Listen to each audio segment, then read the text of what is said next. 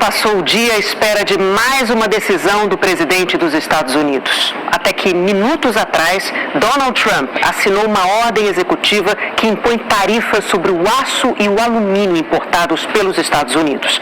A correspondente Raquel Krahenbuhl acompanhou o anúncio direto de Washington. Boa noite, Raquel. Boa noite, Renata Bonner, boa noite a todos. É a história se repetindo aqui na Casa Branca, como muitos países já imaginavam. Como no primeiro mandato, Donald Trump assinou há pouco 2 proclamações impondo tarifas ao aço e o alumínio que entram nos Estados Unidos e retirando aquelas isenções que alguns países ainda tinham. Os metais que chegarem agora de qualquer país vão enfrentar um tributo de 25%. E esses tributos vão passar a valer no dia 4 de março, segundo uma fonte acabou de me falar. Por enquanto, nenhum país será excluído ou isento, como aconteceu em 2018, quando alguns países, incluindo o Brasil, conseguiram negociar. A justificativa agora foi proteção à indústria e redução do déficit do país. Na assinatura, o presidente Donald Trump disse que é um grande negócio, que vai trazer indústrias e empregos de volta aos Estados Unidos e que vai tornar os Estados Unidos ricos novamente. Os impactos poderão ser sentidos em todo o planeta. Os Estados Unidos importam cerca de 25% de todo o aço que usam. 16% vem do Brasil, que em 2024 foi o segundo maior fornecedor de aço para os americanos, atrás só do Canadá. Os Estados Unidos também importam metade de todo o alumínio que usam. No ano passado, o Brasil ficou em 15º lugar no ranking das importações. Em 2018, usando a justificativa de segurança nacional, Trump impôs tarifas de 25% ao aço e 10% ao alumínio importados. A história já mostrou as consequências das tarifas. Elas encareceram produtos do dia a dia dos americanos, carros, eletrodomésticos, até cerveja, por causa das latas de alumínio. O aço é usado principalmente na indústria, na construção e nos transportes. O alumínio, além da construção e transporte, é usado em embalagens e bens de consumo. Em campanha, no ano passado, Trump prometeu reduzir os custos aos americanos no primeiro dia de governo. Os preços altos foram o que mais pesou na hora do eleitor escolher o republicano para governar. Economistas já alertaram que as tarifas podem aumentar a inflação, causar interrupções nas cadeias de suprimentos e prejudicar a economia global. E a guerra comercial de Donald Trump não deve parar por aí. O presidente prometeu anunciar tarifas recíprocas a todos os países ainda nesta semana. Ele tem dito que várias nações tratam os Estados Unidos de maneira injusta e que agora aqueles que taxam os Estados Unidos serão taxados da mesma maneira. Os Estados Unidos são o destino de quase metade das exportações brasileiras de aço. Da siderurgia brasileira sai o alumínio, que é parte do estoque de matérias-primas das fábricas da Europa. O ferro, que ajuda a construir o crescimento chinês, e o que é feito de aço na economia americana, das instalações elétricas aos automóveis. E as siderúrgicas sustentam em parte a nossa economia também. O professor da Fundação Getúlio Vargas, Nelson Marconi, calcula os impactos da taxação dos produtos nos Estados Unidos. Primeiramente, aumentariam os preços do aço que o Brasil pratica nos Estados Unidos. Isso diminuiria o nosso mercado lá nos Estados Unidos. Seria uma redução significativa porque eles são o nosso principal mercado. A gente pode estimar aí que teria uma redução em torno de 30% a 50% das nossas vendas para os Estados Unidos. O Brasil é o segundo maior fornecedor de ferro e aço para os Estados Unidos, atrás só do Canadá. No ano passado, as exportações brasileiras somaram quase 13 bilhões de dólares. Os Estados Unidos foram responsáveis por 45% dessas compras, seguidos pela China e pela Holanda. Já as exportações de alumínio renderam 1 bilhão e 200 milhões de dólares. Os americanos foram nosso segundo maior comprador, atrás apenas dos japoneses. Precisa de mais tempo para quantificar todo o impacto da decisão de Trump, mas já dá para calcular que a taxação vai encarecer os produtos brasileiros nos Estados Unidos e que isso deve levar os clientes a trocarem as siderúrgicas brasileiras pelas americanas. Os economistas dizem que a queda no número de contratos de exportação deve forçar uma redução da produção das empresas aqui. E esse é um setor que gera empregos. Só para a fabricação de ferro, aço e alumínio em 2023 foram 257 mil vagas. E tem outro ponto: se for reduzida a produção, o preço desses produtos no mercado doméstico vai subir. O resultado é menos emprego e mais inflação no Brasil. A saída é pelo oceano, dizem os economistas. A Índia passará a ser um mercado disputado não só pelo Brasil, mas por todos os grandes produtores de aço, diz o doutor em economia americana, Hugo Garg. E a gente pode ter uma melhor relação comercial com a Europa, com a Austrália, África do Sul. O mundo inteiro precisa do aço brasileiro, é muito mais uma questão de relação comercial. O saldo total de trocas comerciais entre os países é negativo para o Brasil. Desde 2009, compramos mais do que vendemos para os Estados Unidos. Foram 40 bilhões e meio de dólares com importações no ano passado e os americanos compraram 40,3 bilhões em produtos brasileiros. Resultado negativo para o Brasil de 253 milhões de dólares. Os dados mostram uma relação equilibrada. É muito estranho, né, o Trump ter uma atitude protecionista, antiliberal, economicamente falando, que vai contra tudo que os americanos pregam há 200 anos, né, que é essa abertura econômica, essa abertura de liberdade econômica e de transação internacional entre os países. Você tem um equilíbrio da balança comercial entre Brasil e Estados Unidos, por exemplo, importação e exportação, se for ver, é praticamente igual. Um ano ou outro você tem um déficit do Brasil ou americano, mas não é desigual. O governo brasileiro adotou a cautela e ainda estuda como reagir às tarifas. A decisão de impor taxas às vendas do Brasil repete ato do primeiro mandato de Donald Trump, de 2017 a 2021. O governo americano chegou a aplicar tarifas e outras restrições à compra de aço e alumínio. Em março de 2018, Trump assinou um decreto que impôs tarifa de 25% sobre as importações de aço e de 10% sobre as de alumínio. O Brasil negociou um sistema de cotas para evitar essa sobretaxa no aço. Permitia que as exportações brasileiras de aço semi-acabado, por exemplo, fossem feitas até atingir a média das vendas de 2015 a 2017. Ainda em 2018, uma decisão permitiu que as empresas americanas comprassem matéria-prima brasileira, sem a sobretaxa, se comprovassem a falta dos produtos nos Estados Unidos. No mês passado, 10 dias depois da posse de Trump no segundo mandato, o presidente Lula falou sobre a possibilidade de taxação dos produtos brasileiros pelos Estados Unidos. É muito simples.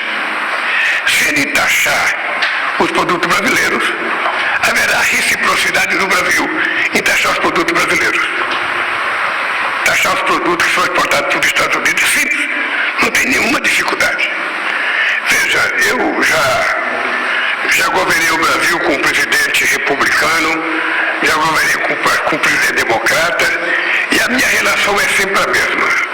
A minha relação é uma relação de um Estado soberano com outro Estado soberano. O dia hoje foi de cautela aqui em Brasília. Os ministros da área econômica do governo aguardam orientação do presidente Lula sobre a possível resposta do Brasil.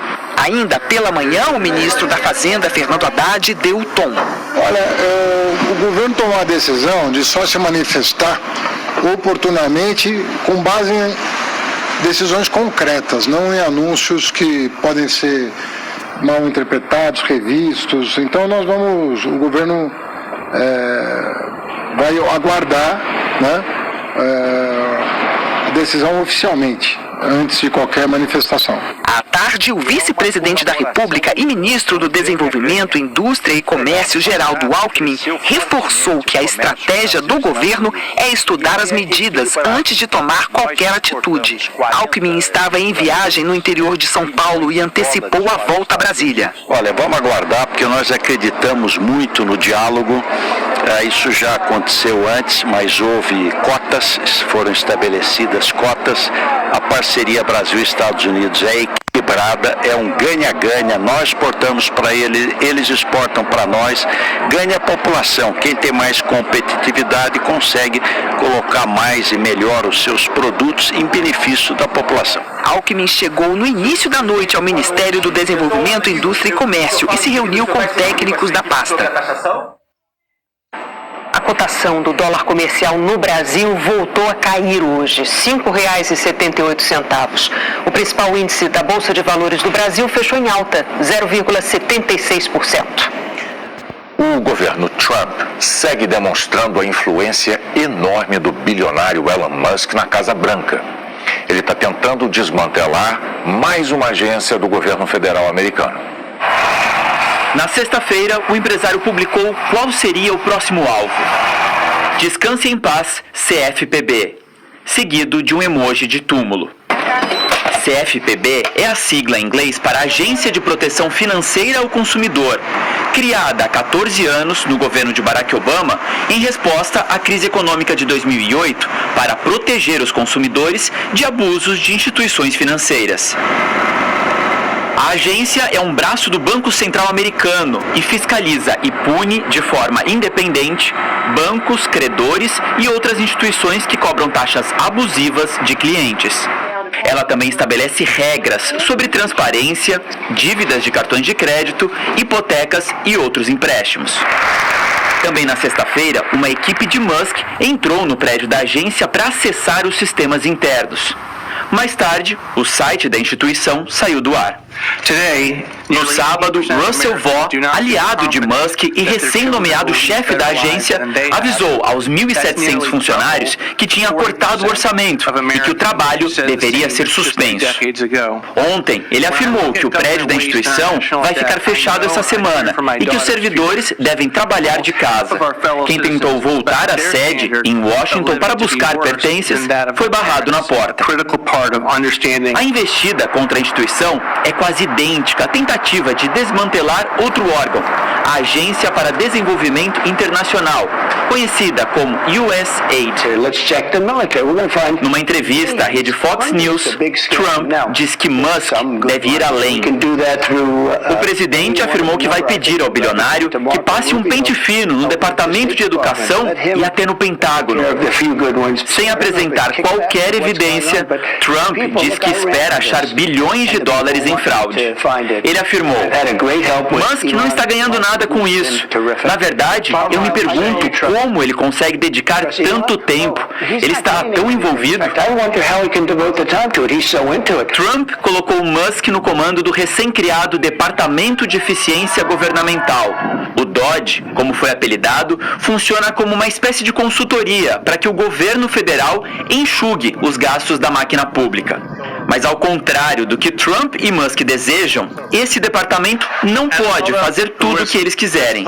Por exemplo, as agências que o governo vem ameaçando fechar foram criadas pelo Congresso, e só o Congresso tem o poder de acabar com elas. Por isso, juízes e sindicatos vêm questionando a legalidade dessas ações. A Justiça também suspendeu outras medidas de Elon Musk. Elas fazem parte de mais de 40 decisões tomadas pelo governo Trump que foram questionadas por procuradores e juízes. Hoje, um juiz manteve a suspensão do programa de demissão voluntária defendido por Musk. O magistrado cobrou mais explicações sobre a base legal do plano, que tem como objetivo cortar 2 milhões de vagas do funcionalismo público. Também hoje, o juiz federal John McConnell Jr. concluiu que a Casa Branca desrespeitou a ordem dada por ele para que o governo suspendesse o congelamento de 3 trilhões de dólares para 22 estados. A verba já tinha sido aprovada pelo Congresso. No fim de semana, a Justiça proibiu temporariamente que o departamento de Elon Musk tenha acesso ao sistema de pagamentos do Tesouro, que reúne informações pessoais de milhões de americanos. O juiz concluiu que o acesso expunha informações confidenciais e tornava o sistema mais vulnerável a hackers. Donald Trump também disse hoje que os palestinos que deixarem a faixa de Gaza, segundo o plano dele, não poderão mais voltar. Mais cedo, o grupo terrorista Hamas acusou Israel de violar o acordo de cessar-fogo e suspendeu a libertação de mais um grupo de reféns que estava marcada para sábado. A libertação dos reféns israelenses está adiada até nova ordem, dependendo do cumprimento das obrigações, afirmou o Hamas. O grupo terrorista acusou Israel de atrasar a volta de moradores deslocados para o norte da faixa de Gaza, continuar ataques e não permitir a entrada de ajuda humanitária, como combinado. A primeira fase do acordo prevê a devolução de 33 pessoas sequestradas no dia 7 de outubro de 2023. Das 17 que faltam, 9 ainda estariam vivas. Em Tel Aviv, famílias se reuniram para pedir que o governo priorize a libertação dos reféns. O ministro da Defesa israelense, Israel Katz, instruiu as Forças Armadas a se prepararem no mais alto nível de alerta. O primeiro-ministro convocou uma reunião do Gabinete de Segurança para amanhã. Antes do anúncio do Hamas, parlamentares interromperam várias vezes um discurso de Benjamin Netanyahu e o acusaram de deixar reféns morrerem.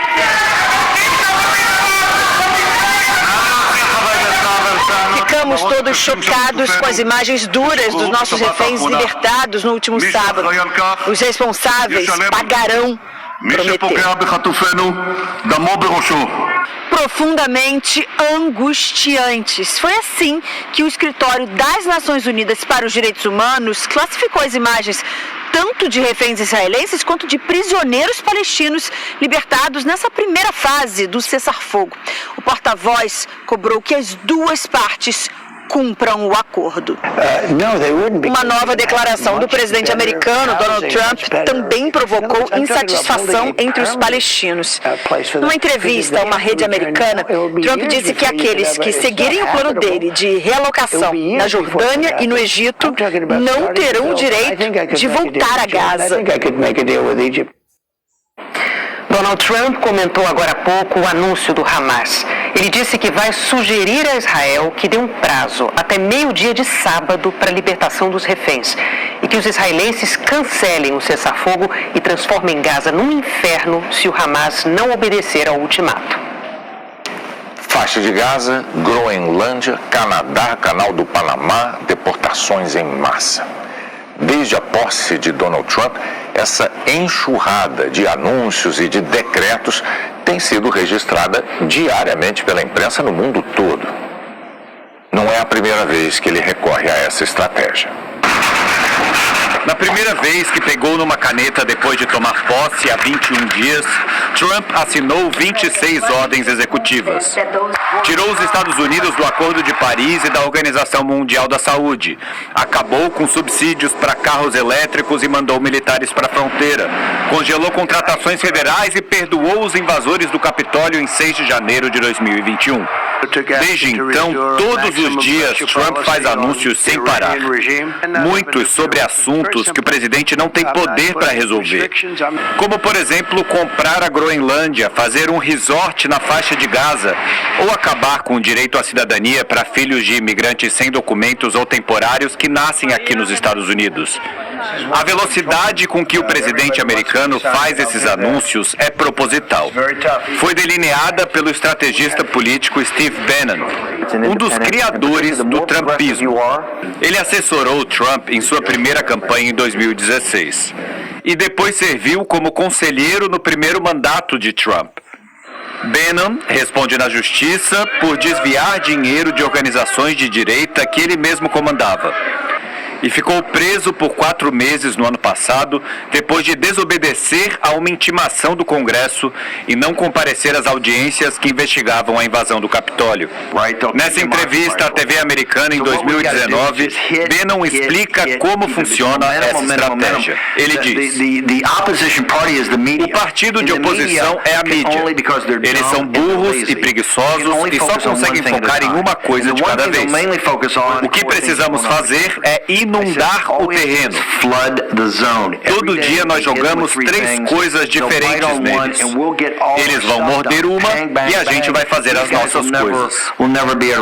Esses caras nunca vão conseguir se recuperar. Mas temos que começar com a mesma velocidade com que uma bala sai do cano de uma arma. A estratégia é usada diariamente. Mas a imprensa mundial estava preparada para reagir a ela. E tem noticiado não apenas um ato por dia, mas todos os que o presidente americano anunciou desde que assumiu o poder. Só nas últimas 24 horas, Trump anunciou tarifas para o aço e também um decreto para liberar de novo canudinhos de plástico. Também repetiu que será o dono da faixa de Gaza. Trump disse que falou com o presidente russo Vladimir Putin, mas não explicou mais nada. Demitiu militares de carreira que comandavam escolas de oficiais e disse que fala sério sobre anexar o Canadá. E no meio disso tudo, Trump assinou um decreto para acabar com a fiscalização de empresas americanas. Na prática, permitindo o pagamento de propina para autoridades de governos estrangeiros. Para o professor de Direito da instituição Jay College, Dmitry Sharknevich, essa estratégia de Trump vai testar os limites do poder executivo. É como se alguns decretos dissessem: eu posso driblar o Congresso, posso driblar os processos que criam leis. Esses processos não são feitos para criar uma lei por dia, segundo os caprichos do presidente, afirma o pesquisador. Enquanto isso, o Partido Democrata tem dificuldade de fazer oposição, de decidir onde vai concentrar os esforços. Com essa estratégia, Trump confunde também a população, que não consegue acompanhar e entender o que é verdade e o que não é. A seguir...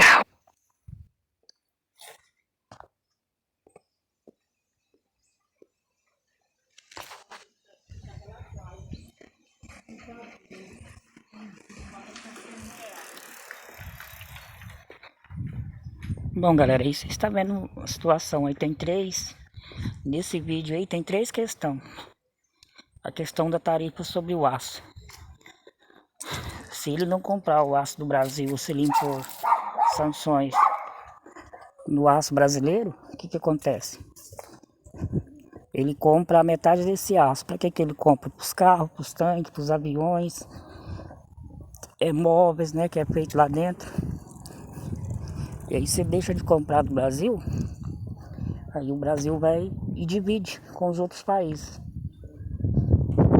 E com isso, ele vai ficando sem lá dentro. Vai ficando sem essa matéria-prima lá dentro. E aí quando tiver em falta, tiver escassa, não existe mais outro país para vender para ele. Vocês entenderam? A questão é que o jornalista coloca as questões na qual você não entende, igual o Steve Bannon fala aí. Ele coloca a questão do jeito que você não entende. Se os Estados Unidos colocar sanções no aço brasileiro, aí o Brasil vai dividir a quantidade que eles compram, vai dividir, vender um pouco para a Índia, vender um pouco para os outros países. Não existe só os Estados Unidos em cima da terra. Eles vão ficar sem. A mesma coisa de você ir no mercado ou de você ir num posto de gasolina, você fica sabendo que a gasolina vai acabar. Aí você vai num posto de gasolina, você fala assim, eu não vou comprar. Aí você não compra, a gasolina acaba, você vai ficar sem. Você entendeu isso que está acontecendo com os Estados Unidos? Mas isso, para quem não sabe, é só bravata dele. É só bravata. Porque se você ver o que o Steve Bannon fala no final, se você assistiu esse vídeo até no final, você viu o que o Steve Bannon fala, que isso aí é jogo de mídia. Ele joga essas questões todo dia, porque a mídia, o Steve Bannon fala, a oposição é a mídia é burra. A mídia é burra, ela não tem tempo. Ela não tem tempo E não tem como fiscalizar tudo que ele joga na mídia. Mas agora esse ano está tendo. Você entendeu o que ele fala? O Steve Bannon fala isso. Então, os jornalistas brasileiros eles colocam a questão no caso que o Brasil vai perder. Mas na realidade não é o Brasil que vai perder. O Brasil ia perder se ele não tivesse a matéria e ele precisasse comprar. Mas é ao contrário, ele tem a matéria, ele precisa vender e o comércio para vender tem. O comércio para vender a matéria tem. Você está entendendo? Apenas vai tirar dos Estados Unidos e passa para os outros. E quando os Estados Unidos precisar, ele já não tem mais de quem recorrer e comprar a matéria. Ele já está vendendo 10% para a Índia, 5% para outro país. Você está entendendo? Então é do jeito que o jornalista brasileiro coloca a questão, coloca as palavras aí, porque eles não colocam certo. E o Steve Bannon aí no final dá uma marretada no jornalista, na imprensa, porque de fato a imprensa é burra mesmo. O Steve Bannon tá certinho. A imprensa é burra. Quem tem o domínio da imprensa? Quem tem o domínio? Quem tem o domínio da imprensa e joga as notícias primeiro na imprensa, tá em primeiro lugar. O problema do nosso governo é que ele é lerdo. Ele é lerdo na imprensa, o nosso governo. O nosso governo ele demora muito a soltar as notas.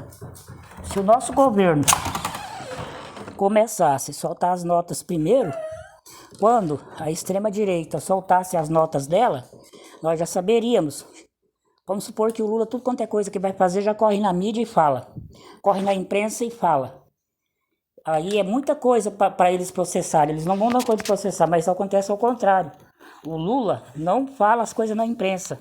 Ele fica esperando a secretaria a secretaria de imprensa dele falar e eles demoram. Enquanto a secretaria de imprensa deles vai dar uma nota, a oposição já pegou essa nota e já foi para as redes sociais, que existe muito, e soltou essas notas nas redes sociais.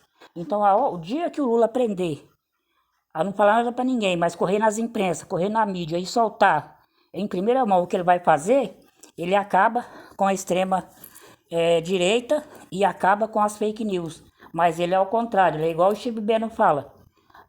A oposição é a mídia é burra. Então nós soltamos um punhado de coisa durante o dia que não dá tempo de processar. Só que esse ano está sendo diferente, esse ano está processando. Tudo que o Donald Trump está lá falando, está dando canetada, ele está trazendo para o povo. Então o povo está sabendo o que o Donald Trump está fazendo. E pelo povo saber, os governos saber, os governos vão se antecipando. E é isso que o Lula deveria fazer também. O Lula vai fazer um projeto, o Lula não explicou. A imprensa explicou errado a questão do Pix. A imprensa não explica isso. A imprensa não explica isso pro brasileiro, porque o brasileiro é burro. Ele tem problema com raciocínio, ele acha, é a mesma coisa.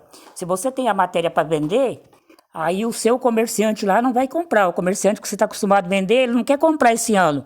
Mas só que não tem só o seu comerciante, tem mais comerciante. Vamos supor que eu vendia por 50% do aço brasileiro para os Estados Unidos. Aí eu vou vender 5 para um país, 2 para o outro, 10, até chegar àquela meta. Aí aquele país vai precisar, porque o meu mercado é o que fornece ele em maior quantidade. É isso que a imprensa tem que explicar para o brasileiro e que não está explicando para o brasileiro. Você está entendendo? Ninguém está explicando isso. O Petro falou isso para ele, para o Donald Trump. Você impõe sanções na gente, nós também impõe vocês. E o mundo é uma especiaria. E é uma troca de comércio. Ele pega aqui, eu pego lá, é assim. Como que eu preciso do outro país para pegar uma matéria lá e eu vou colocar o preço alto? Ele pode colocar o preço alto em mim também. Quem toma prejuízo é a população. E a população brasileira não entende nada. Ela não entende, porque se entendesse, os nossos economistas entendessem certinho, eles não criavam pânico. O pânico no Brasil é criado por causa da imprensa. É igual aí também tem a mensagem do Haddad. O Haddad dá uma lapada na imprensa, no Jornal Nacional. Falou, o governo vai tomar decisões, vai tomar decisões certas, porque o que ele quis dizer? Qualquer coisinha na mídia já vira um alvoroço. Então, vamos esperar o governo falar, porque depois que o governo falar, aí sim nós vamos para a imprensa falar. Tá entendendo? Então é assim. Então o Steve Bannon aí, se o Lula acessa esse vídeo e pega o que o Steve Bannon tá falando e começa a fazer isso, vai no banheiro urinar, já chama o seu assessor de imprensa. Vai fazer qualquer coisa, chama primeiro. Bombardeia a mídia com notícia. em primeira mão. O que ele faz? Ele não bombardeia a mídia. O Haddad fala, tem uma questão que você só pode criar uma vacina para um vírus depois que você conhece o vírus, mas não. Tem o vírus da notícia, da fake news, você já tem que criar ela antes. Qual é o vírus para você? Você tem que criar o vírus primeiro. E qual é o vírus da anti-fake news? É você levar a notícia verdadeira primeiro. Então, o Steve Bannon tá aí, ó, dando a dica. Tanto é que a imprensa, o jornalista da Globo, eles ficam quietinhos e a matéria deles é curtinha. Se fosse uma matéria de qualquer outro presidente, eles estenderiam. Mas quando o Steve Bannon fala isso aí, eles ficam quietinho e rapidinho já encerra as notícias, né? Então, se o Lula, o Brasil, pegasse primeiro, o Lula fosse lá e falava, ó, gente, o negócio tá assim, assim, assado, porque o povo brasileiro, eles não entendem. Aí, esse rombo aí que eles falam aí das estatais, eles não entendem o que é isso. Eles acham que é o governo que roubou, tá entendendo? Não é isso. O governo não explica isso pro povo e deveria explicar isso pro povo. O governo deixa a mídia chegar e explicar errado pro povo. O povo não entende o que é isso. Tá? Ele deveria explicar isso pro povo. O povo deveria saber. Já tá na hora do povo saber o que é isso. Que eles não explicam o que é isso. Vou fazer um vídeo aqui explicando o que é isso. Desses 6 bilhões, 6 trilhões. Tem que saber o que é isso. O povo não sabe. O povo acha que é o governo que tá roubando. E não é o governo que tá roubando. É o juro somado dos estados, dos municípios. Tudinho. E é feito isso, né? Vamos supor, do INSS, né? Então o povo não sabe. Então já está na hora do governo, está na hora do Lula acordar, porque nós estamos lidando com a rede de mentira. Então, se lidar com a rede de mentira, trazendo a verdade primeiro, para quando a mentira vir, é igual você joga sabão num piso. Você joga sabão num piso, então na hora que a sujeira cair, a sujeira não vai grudar no piso, porque o piso já está lavado com sabão. O piso tem um sabão ali. Então assim é o combate da mentira. E a imprensa do governo, ela deixa muito atrasar. Às vezes o Lula vai dar uma nota lá, ele fala da nota cedo. Aí fica esperando a parte de imprensa, vai soltar a nota na parte da tarde. E nesse intervalo, o pessoal da extrema-direita, igual o Nicolas, igual os outros, já pega a notícia e já vai e solta ela primeiro. Então esse é o erro do nosso governo. O dia que o Lula aprender com o Steve Bannon e escutar isso que eu estou falando e começar a fazer isso, acabou para a extrema-direita. Acabou para a extrema-direita, acabou para fake news. Porque você inuda primeiro o ouvido do povo com a verdade. Quando chegar a mentira, você vai ficar naquela dúvida. Mas não é isso que eu escutei, não. Porque o problema do povo, do cidadão brasileiro, é que ele não corre atrás de saber a verdade. Então, a que cai primeiro no ouvido dele é aquela que fica. Então, fica aí essas 3 questões. Primeiro, é sobre a imprensa. Se o Lula começar a soltar primeiro as notas, bombardear a mídia, a mídia com o que ele vai fazer, o que significa isso, o que significa aquilo. E a segunda, a taxação dos produtos brasileiros pelos Estados Unidos. Isso é tudo bravata do Trump.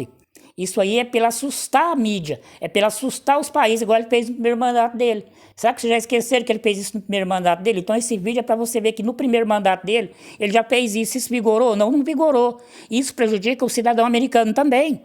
Isso prejudica o cidadão americano, porque o cidadão americano, aí vamos supor, ele impõe sanções de 25% no nosso aço. Aí o brasileiro aqui, o Brasil impõe mais no outro produto, impõe uma sanção no outro produto. Então fica o povo levando prejuízo, o povo norte-americano levando prejuízo. E outra coisa, o Brasil não tem problema nenhum, tá? O Brasil não tem problema nenhum, o Brasil só exporta para fora por causa da ganância do capitalismo, por causa da ganância. Mas o Brasil é que ele tem o aço para exportar, ele tem o petróleo para exportar, ele tem a comida para exportar, ele tem a carne. O Brasil não morre de fome e os Estados Unidos ele morre de fome. Os Estados Unidos eles não conseguem mais sustentar os 300 milhões de habitantes que eles têm. Então eles necessitam dos outros países para buscar. Você vê, 25% do aço que eles usam lá é exportado de fora, do Brasil é 16%. Tá entendendo? 25% do Brasil exporta 16%. Então ele precisa do aço. Se ele ficar 2 anos, 4 anos sem exportar o aço do Brasil, quem é que vai vender o aço para ele? Vai dar falta no mercado norte-americano do aço, porque os outros países, tudo, que ele compra aço, o Brasil é o que mais vende para ele. Então é isso que o jornalista e que os economistas têm que passar para o Brasil. E aqui nesse vídeo tem um economista que fala isso. Então isso vocês precisam entender. Então quem assistiu esse vídeo até o final vai entender dessa matéria.